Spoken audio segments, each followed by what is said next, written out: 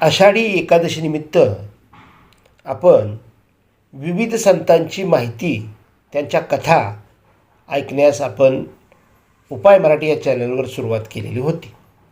त्यापैकी पहिले संत होते संत भक्त पुंडलिक, श्री संत सेना महाराज.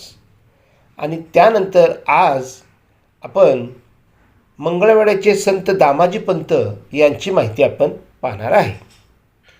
आणि याचा पुढचा व्हिडिओ संत जनाबाई यांचा आहे. त्यामुळे सर्व संतांचे व्हिडिओ मी या उपाय मराठी या चॅनलवर टाकणार आहे, तरी ते सर्वांनी अवश्य पाहावे. महाराष्ट्रामध्ये अनेक संत मंडळी होऊन गेलेले आहेत, ज्यांनी भक्तिमार्गाचा मळा फुलवला आहे, समाजाला भक्तिमार्गाचे संदेश दिलेले आहेत. या सर्व संतांच्यापैकी अनेक संत आपण पाहिलेले आहेत. त्यातला एक संत म्हणजे श्री संत दामाजी पंत. हे देखील दामाजी पंत हे मंगळवेढा येथील महान संत होते. संत दामाजी पंत यांचा कार्यकाल साधारण 1300 ते 1382 एवढा आहे. ते बिदर येथील महम्मद शहाच्या दरबारात सेनापती होते. कुशाग्र बुद्धिमत्तेमुळे त्यांची मंगळवेढ्याची व्यवस्थापक म्हणून नियुक्ती करण्यात आली होती.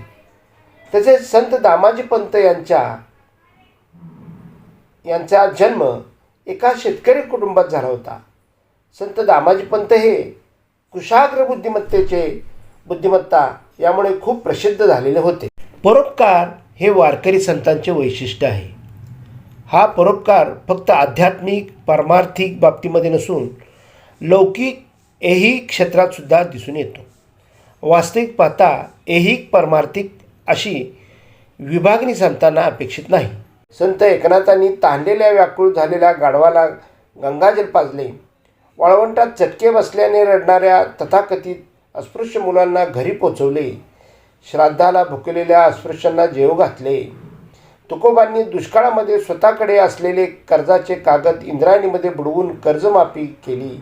या सर्व घटना म्हणजे संतांच्या लोकांच्या ऐहिक जीवनाविषयी असलेल्या कळवळ्याची साक्ष आहे. त्याचप्रमाणे दामाजी पंत हे पंढरपूरजवळ मंगळवेढ्याचे देशपांडे अथवा कुलकर्णी, एक प्रकारे बादशासाठी सारा वसुलीचे काम करणारे अधिकारी. धान्य रूपाने सारा वसूल करून तो गोदामात ठेवणे, त्यांचा हिशोब बिदरला बादशाला सादर करणे, आदेशाप्रमाणे धान्य अथवा धान्य विकून आलेले द्रव्य बिदरला बादशाकडे पोचवणे, असे साधारण त्यांच्याकडे काम सुरू होते. तत्कालीन समाज पद्धतीनुसार निरोप अथवा द्रव्य दुसऱ्या दिवशी पोचवणे व प्रवासात सोबत करणे आदी काम महार मंडळी करत असत.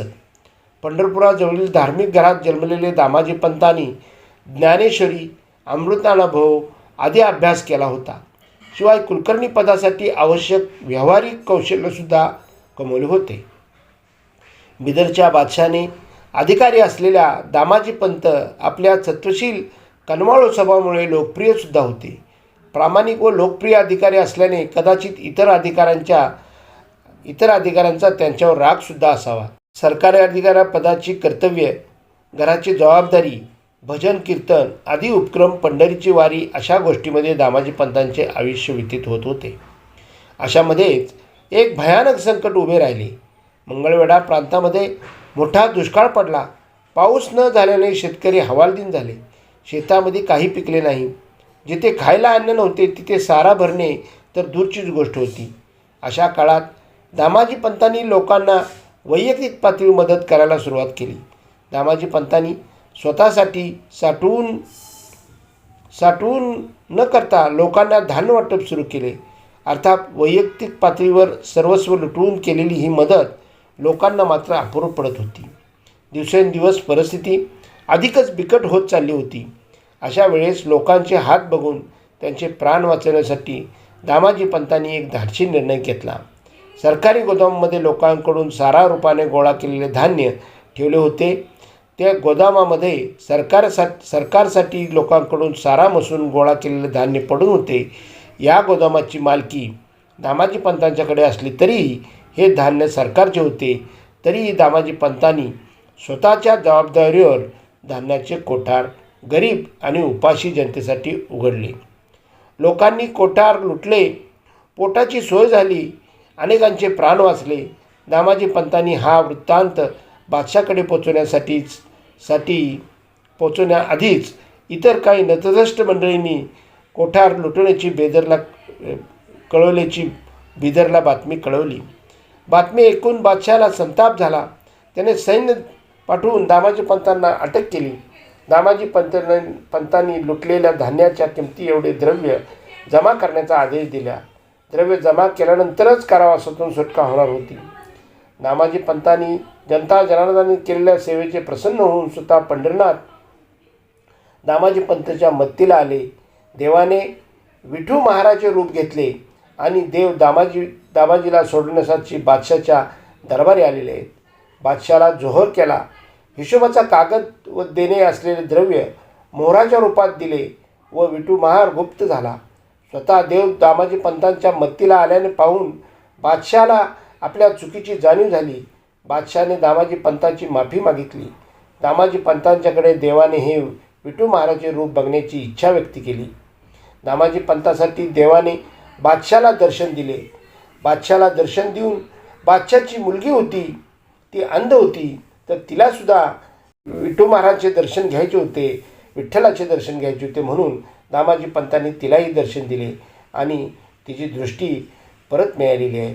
पंढरपूर येथील विठू मंदिराच्या भव्य लाकडी मंडप आहे. या ठिकाणी गरुड मंदिरामध्ये एक कट्टा होता. तिथे अथवा तिथून बादशाला भगवंताने दर्शन दिले असे म्हणतात. विठू महाराज पंढरीनाथांसारखा धावून आला आणि त्यांनी आपल्या दामाजी पंत भक्तासाठी ज्या सोन्याच्या मोहरा आहेत त्या छोट्या पिशवीतून आणल्या होत्या आणि त्याचा ढीग बादशाच्या पुढं टाकलेला आहे आणि आपल्या बादशाकडून जमेची पावती घेऊन तो विठू महार निघून गेलेला आहे. अशा प्रकारे बादशाला हे सगळं समजल्यानंतर बादशाने दामाजी पंतांना मोठा आदर केलेला आहे. त्यांना सोडण्यात आलेला आहे आणि सोडण्यात येऊन त्यांना पुन्हा आपल्या स्थानावर त्यांनी ठेवलेलं आहे.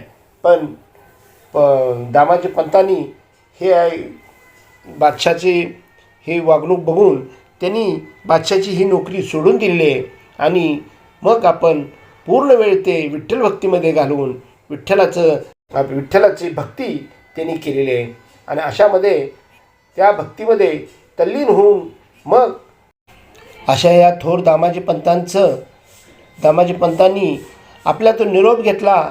तो शके 1382 त्यांचं वैकुंठगमन झालेलं आहे आणि दामाजी पंतांची समाधी ही अगदी साध्या रूपामध्ये होती.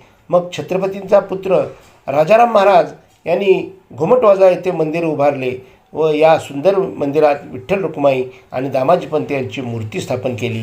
ती आजही तुम्हाला मंगळवेढा या क्षेत्रामध्ये मंगळवेढा या गावामध्ये तुम्हाला पाहायला मिळेल. मंगळवेढा हे क्षेत्र ज्वारीच्या उत्पादनासाठी फार प्रसिद्ध आहे आणि इथली ज्वारी फार चवदार आणि चविष्ट असते असंही सांगण्यात येतं. तर अशा या मंगळवेढा गावामध्ये आपण श्री शिवाजी महाराजांचे धाकटे पुत्र राजाराम महाराज यांनी तिथं जे मंदिर बांधले त्या मंदिरामध्ये जाऊन आपण विठ्ठल रुक्माई आणि दामाजी पंतांचं आपण दर्शन घ्यायचं आहे आणि श्री हरी विठ्ठल आणि श्री संत दामाजी पंत यांचे आपण आशीर्वाद प्राप्त करून घ्यायचे आहेत. जर तुम्हाला ही माहिती आवडली असेल तर लाईक करा, कमेंट करा आणि माझ्या चॅनलला सबस्क्राईब करा. जय जय रामकृष्ण हरी. धन्यवाद.